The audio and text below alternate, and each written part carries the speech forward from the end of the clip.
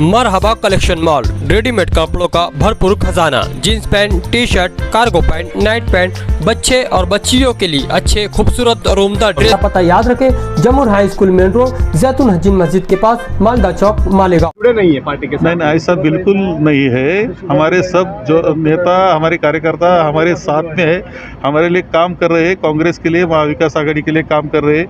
हमारे जो मित्र पक्ष है वो भी हमारे साथ में, वो भी काम कर रहे हैं। हमारा माहौल आज आपने देखा होगा, इतने हजारों लोग इतना 43 डिग्री टेम्परेचर में आए थे। इसका मतलब क्या होता है? और इतना उत्साह उनमें था। 3 घंटे रैली चली, उसमें उन्होंने साथ में चले।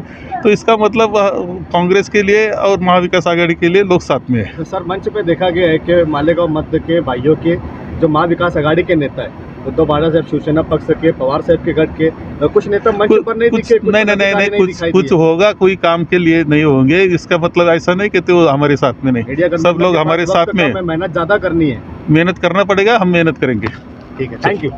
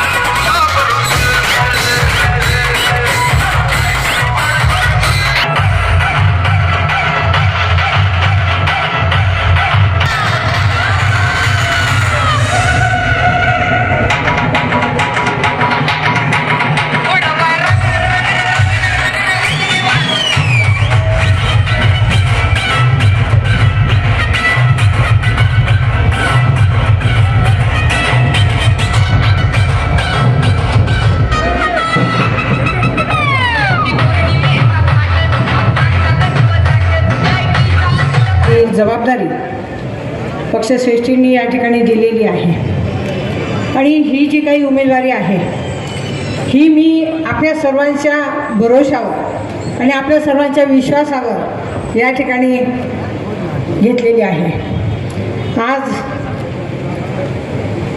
उमेदवारी अर्ज या ठिकाणी दाखल करायचा आहे, यासाठी उपस्थित असलेले सन्माननीय काँग्रेस पक्षाचे ज्येष्ठ नेते आदरणीय बाळासाहेब थोरात साहेब, सन्माननीय आमदार कुणालबाबा पाटील आणि महाविकास आघाडीचे धुळे शहर, धुळे ग्रामीण, शिंदखेडा, मालेगाव शहर, मालेगाव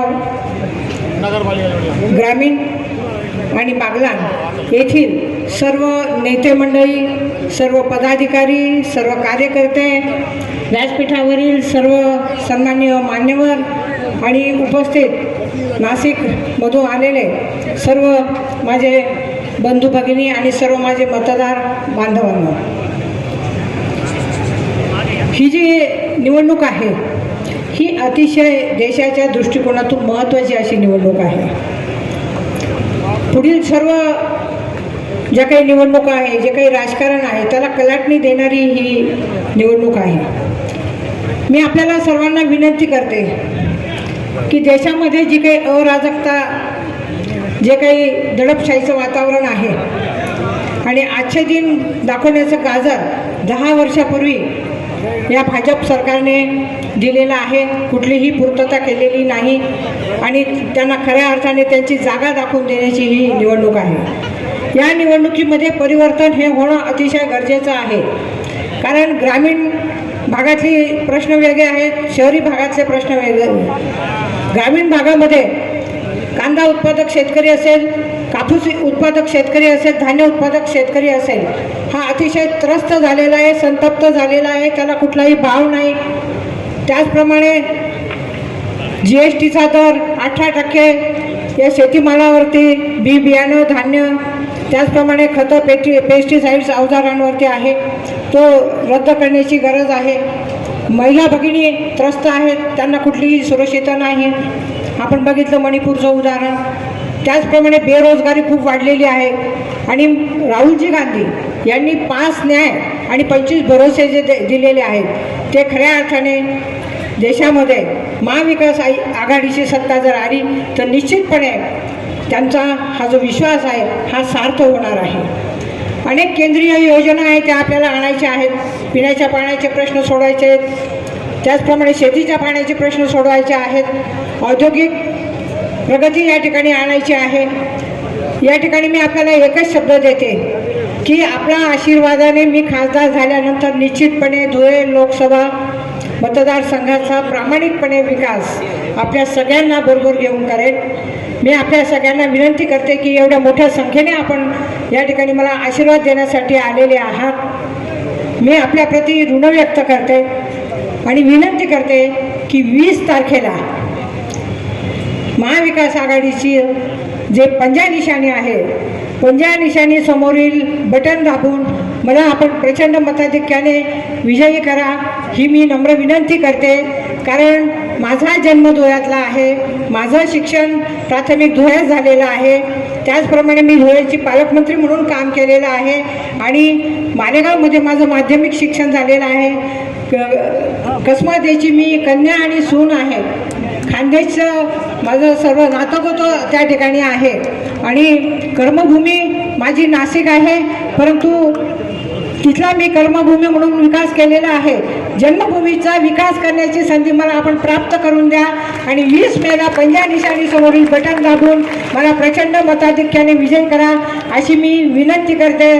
कोण कोण मला मत देणार शे पंजाले हात वर करा। धन्यवाद। जय हिंद। छबा बचाओ तुम आगे बढ़ो।